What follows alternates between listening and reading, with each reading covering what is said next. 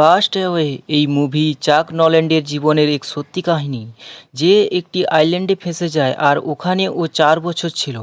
এই কাহিনী এক কোম্পানির এমপ্লয়ারের, যার নাম চাক, আর ও নিজের কাজে অনেকটাই সিরিয়াস হয়, আর ও এই জন্য আপসেটও হয় যেন প্রতিটা জিনিস ঠিকঠাক জায়গায় ঠিকঠাক টাইমে পৌঁছে যায়।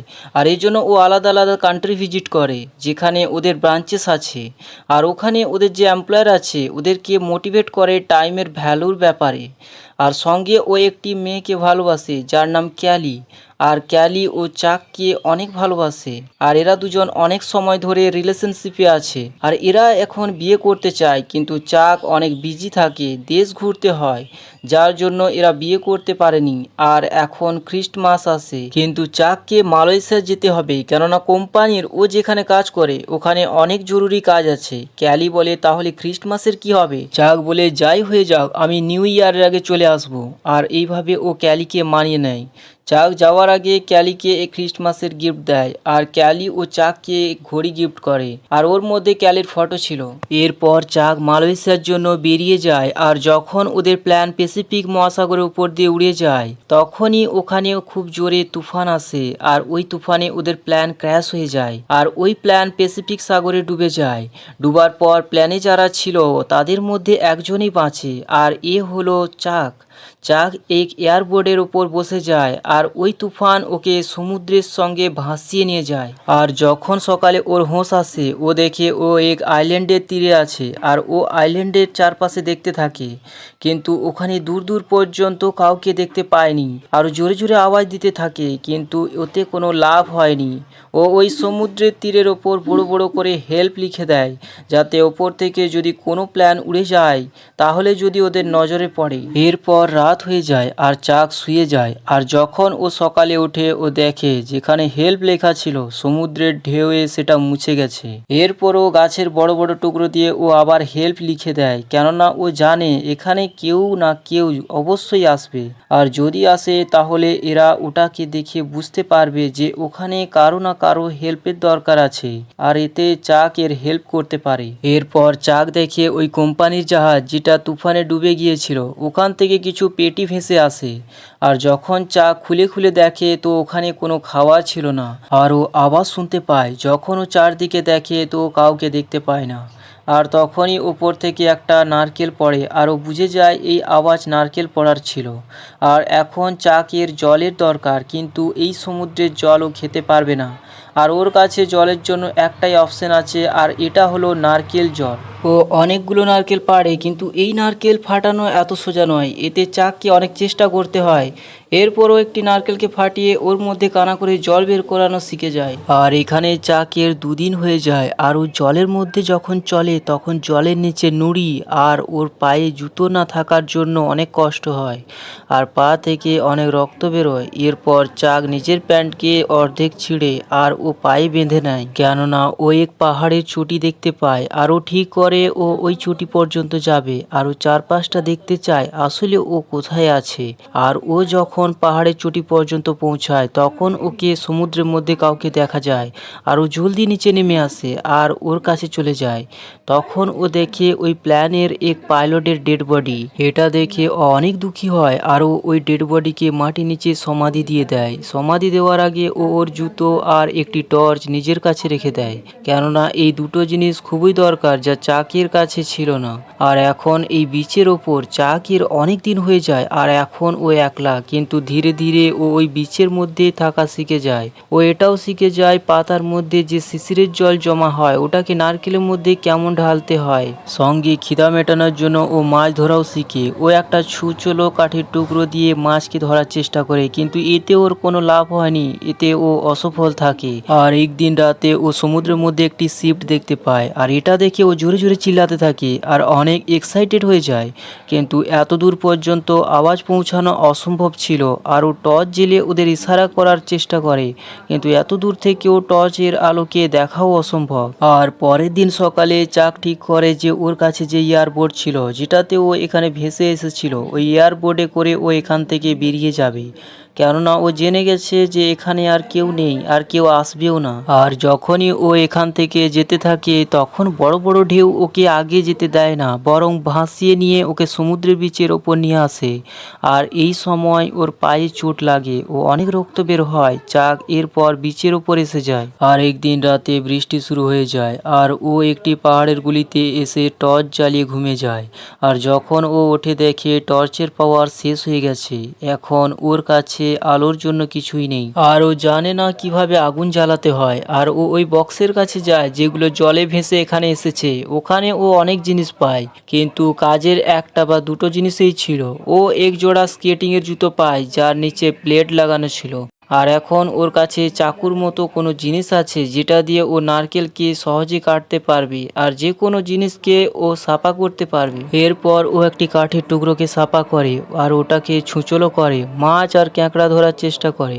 আর ও মাছ ধরতে সফল হয়ে যায়, কিন্তু ওর কাছে এখন বড় সমস্যা হলো এগুলোকেও কাঁচা খেতে পারবে না আর এর জন্য আগুনের দরকার। এরপর ও আগুন জ্বালানোর অনেক চেষ্টা করে, এতে ওর হাত কেটে যায় কিন্তু কোনো লাভ হয়নি। এতে ও অনেক ফ্রাস্ট্রেট হয়ে যায় আর ও জোরে জোরে চিল্লাতে থাকে। এরপর ও যখন নারকেল ভাঙছিল তখন ওর মাথায় একটা আইডিয়া আসে, যদি দুটো কাঠ টুকরোকে আগে পেছনে ঘষা যায় তাহলে হয়তো আগুন জ্বলে যাবে। কেননা এর আগে ও যেভাবে আগুন জ্বালানোর চেষ্টা করেছিল সেটাতে ওর হাত কেটে গিয়েছিল। আর এখন ও অন্যভাবে ট্রাই করে। অনেক চেষ্টার পর আগুন জ্বলে যায় আর আগুন জ্বলার পর অনেক এক্সাইটেড হয়ে যায় আর প্রথমবার ও অনেক খুশি হয়। এরপর এখানে যে জিনিস পড়েছিল ওখানের মধ্যে একটি ফুটবলও ছিল আর ওই ফুটবলের মধ্যে চাকে রক্তও লেগেছিল। ও ওটাতে নাক চোখ মুখ বানিয়ে দেয় আর ওর সঙ্গে কথা বলা শুরু করে দেয়। ওই ফুটবলের মধ্যে উইলসন লেখা ছিল আর ও ওকে উইলসন বলে ডাকতো। আর এখন এখানে চাকের একটা বন্ধু আছে, ওটা হলো ফুটবল। আর চাক একটা কারণের জন্য অনেক কষ্ট পাচ্ছিল আর ওটা হলো ওর দাঁত। ওর দাঁতের সমস্যা অনেক আগে থেকেই ছিল আর ও ডাক্তারের কাছে যেতে কাতরাতো। আর এখন যে করে হোক ওই দাঁতকে ভাঙতে হবে। অনেক মুশকিলের মধ্যে ও দাঁতকে ভাঙে আর ভাঙার পর ও বেহুঁশ হয়ে যায়। ধীরে ধীরে সময় পেরিয়ে যায় আর চাকের এখানে 4 বছর হয়ে যায়। আর এই 4 বছরে চাকের পুরো চেহারা বদলে যায়। আগেও মোটা ছিল আর এখন ও অনেক পাতলা, ওর দাড়ি অনেক লম্বা, চুল অনেক বড় আর ও বিচের মধ্যে থাকাও পুরোপুরি শিখে যায়। ও দূর থেকে লাঠি ফিকে আর মাছ ওতে আটকে যায়। আসলে ও দূর থেকে এখন মাছের শিকার করতে পারে, কেননা 4 বছর ধরে লাগাতার চেষ্টা করছে। আর এখন ও ওই বিচের বাতাবরণ জীবন থেকে পুরোপুরি মিশে যায়। আর উইলসন, যেটা ওর ফুটবল ছিল, ওর সঙ্গে আরো গভীর বন্ধুত্ব হয়ে যায়। আর চাক ওকে সব কথা খুলে বলে আর ওর সঙ্গে পুরো দিন কথা বলতে থাকে। একদিন সকালে চাক যখন মাছ খাচ্ছিল তখন ওকে কিছু জিনিসের আওয়াজ শোনা যায়। আর ও যখন দৌড়ে ওখানে যায় তখন ও একটি স্টিলের সিটকে দেখতে পায়। এরপর ওই সিটকে চাক বিচের উপর নিয়ে আসে আর ও বিচের উপর বসে ওই সিটকে দেখতে থাকে। আর তখনই হাওয়াতে ওই সিট পাল্টি হয়ে যায়। আর তখন ওর মাথায় একটা আইডিয়া আসে যে আমি এর সাহায্যে এখান থেকে বেরিয়ে যাব। কিন্তু এই বিচ থেকে বেরোনো এত সোজা নয়। আসলে এই বিচ থেকে বেরোনো সব থেকে বড় মুশকিল হলো সমুদ্রের ঢেউ। যখনই ও এখান থেকে বেরোনোর চেষ্টা করে তখনই ওই ঢেউ ওকে ভাসিয়ে আবার বিচের ওপর নিয়ে আসে। এই জন্য চাক এই 4 বছর ধরে এখান থেকে বেরোতে পারেনি। এরপরও বড় বড় নারকেল গাছ কাটে আর ওগুলো দিয়ে এক বেড়া বানায়। এই বেড়া বানানো এতটা সোজা নয়, এতে অনেক কষ্টের অনেক সমস্যার সম্মুখীন হতে হয়। এরপর ও ঠিক করে যখন হাওয়ার রূপ বদলে যাবে তখন ও এখান থেকে বেরিয়ে যাবে। আর যখন হাওয়ার রূপ বদলে যায় তখন চাক ওর বন্ধু ফুটবলকে ওই বেড়ার উপর রাখে আর আগে বেরিয়ে যায়। আর তখনই ওকে বড় বড় ঢেউয়ের মুখোমুখি হতে হয়, কিন্তু চাক ওই ঢেউ পার হয়ে যায় আর এতেও অনেক খুশি হয়। কিন্তু অন্তিম এখনো অনেক দূর, ও জানে না কবে কি হবে আর কবে ও তার অন্তিম পর্যন্ত পৌঁছবে। তবে চাক ওই আইল্যান্ডকে ছেড়ে অনেকটা চলে এসেছে। আগে 4 বছর ধরে ও ওই বিচের ওপর ছিল আর আজ ও বিচ ছাড়ার পর চাকের মধ্যে আশা জাগে, যদিও ঘর পৌঁছে যায়। কিন্তু এসব এতটা সোজা নয়। সফরের সময় তুফান, বৃষ্টির ঢেউয়ের সম্মুখীন হতে হয়। যদিও খাবারের জন্য ও মাছ ধরে নিত আর যখনই বৃষ্টি হতো পান করার জন্য বৃষ্টির জল নারকেলের মধ্যে জমা করে রাখতো। যাতে পরে ও খেতে পারে। কিন্তু এর মধ্যে এমন একটা ঘটনা ঘটে যেখানে চাক পুরোপুরি ভেঙে যায়। ওর বন্ধু যে কিনা ফুটবল, ওটা বেড়া থেকে জলে পড়ে যায়। আর যখন চাক এটা জানতে পারে তখন ও ওর থেকে অনেক দূরে চলে গেছে। চাক ওকে আনার জন্য জলে নেমে যায়, কিন্তু ও অনেকটা যাবার পর অসফল থাকে। আর ও ঘুরে নিজের বেড়ার উপর আসার পর ও অনেক কাঁদতে থাকে, অনেক দুঃখী হয়, কেননা একমাত্র উইলসন ছিল যে কিনা ফুটবল 4 বছর ধরে ওর সঙ্গে চাক কথা বলতো। উইলসন শুধু ওর ভালো বন্ধুই ছিল না, ওর সঙ্গে চাকের ইমোশনাল কানেক্ট ছিল। এরপর চাক আগের সফর জারি রাখে। আর অনেক দিন সফরের পর যখন চাক পুরোপুরি থেকে গেছে, পুরোপুরি ভেঙে পড়েছে, তখনই একটা শিফট ওর কাছ দিয়ে পেরিয়ে যায় আর ওরা ওকে দেখে নেয় আর বাঁচিয়েও নেয়। আর এখন চাক নিজের জায়গায় নিজের ঘরে ফিরে এসেছে। ফিরে আসার পর ও দেখে এখানে সব কিছু বদলে গেছে, কেননা ওর ফ্যামিলি, ওর বন্ধুরা সবাই জানে যে ও মরে গেছে। আর ওর গার্লফ্রেন্ড ক্যালি, যে ওকে অনেক ভালোবাসতো, ওর বিয়ে হয়ে গেছে। আর ওর একটা মেয়েও আছে। চাক ক্যালির সঙ্গে দেখা করতে যায়। ক্যালি ওকে দেখে অনেক খুশি হয়, কিন্তু ক্যালির একটা পরিবার আছে, সেই জন্য ও চাকের সঙ্গে যেতে পারবে না। আর ও এটা ঠিক করে এখন দুজনের রাস্তা আলাদা আলাদা। ক্যালি চাককে যে ঘড়ি দিয়েছিল, যেটা চাক এর সঙ্গে আইল্যান্ডেও ছিল, ওই ঘড়ি ওকে ফিরিয়ে দেয়, কেননা এটা ক্যালির বংশের ঘড়ি ছিল। চাক বলে পরিবারের জিনিস পরিবারের কাছেই থাকা উচিত, কিন্তু চাক ক্যালির ফটো নিজের কাছে রেখে দেয়। যাওয়ার আগে ক্যালি বলে, তুমি কথা দিয়েছিলে যে তুমি ফিরে আসবে। চাক বলে, আই অ্যাম সরি।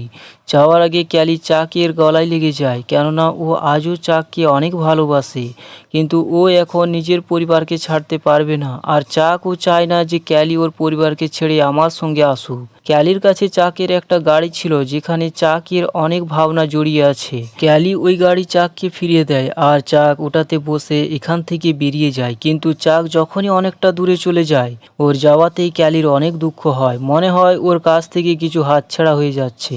ও চাককে জোরে জোরে আওয়াজ দিয়ে গাড়ির পেছনে যায়, আর এটা দেখে চাক গাড়ি থামিয়ে দেয় আর এরা গলায় লেগে যায়। ক্যালি বলে, আমি জানতাম যে তুমি বেঁচে আছো আর ফিরে আসবে, কিন্তু সবাই আমাকে বলে এই ধারণা ভুলে যেতে হবে। ক্যালি বলে, আমি আজও তোমাকে অনেক ভালোবাসি। চাক বলে, আমিও তোমাকে অনেক ভালোবাসি। এরপর এরা দুজন গাড়িতে উঠে যায়। চাক আর ক্যালি এরা দুজনে গাড়িতে বসে যায়। আর এখানে মনে হয় চাক আর ক্যালি হয়তো এখান থেকে চলে যাবে, কিন্তু ও অনেকক্ষণ ভাবতে থাকে। এরপর চাক বলে, ক্যালি তুমি নিজের ঘর ফিরে যাও। আর চাক ওকে ওর ঘরে ছেড়ে দেয়। এরপর দেখা যায় চাক ওর বন্ধুদের সঙ্গে বসে আছে আর ও অনেক দুঃখ হয়। ও ওকে বলে, যদি আমি আইল্যান্ডে মরে যেতাম, আত্মহত্যা করে নিতাম। আর আমি এরকম করেও ছিলাম, কিন্তু আমি সাহস পাইনি, কেননা আমাকে ক্যালির কাছে ঘুরে আসার ছিল, বাঁচতেই হতো। আমি শুধু ক্যালির জন্য বেঁচেছিলাম। আর আজ যখন আমি ফিরে এসেছি, তখন আমি ক্যালিকে হারিয়ে ফেলেছি। তখন ও অনেক ইমোশনাল হয়ে যায়। যদিও এই মুভিতে চাক আর ক্যালির লাভ স্টোরি বেশি দেখানো হয়নি, কিন্তু এটা জানা যায় এদের দুজনের মধ্যে অনেক গভীর ভালোবাসা ছিল, আর এরা একে অপরকে ছাড়া থাকতে পারবে না। কিন্তু সময় আর সিচুয়েশন এদের দুজনকে আলাদা আলাদা রাস্তায় চলতে বাধ্য করে দেয়। আর এখন চাক একলা হয়ে যায়, কিন্তু জীবনে তো আগে এগিয়ে যেতেই হবে।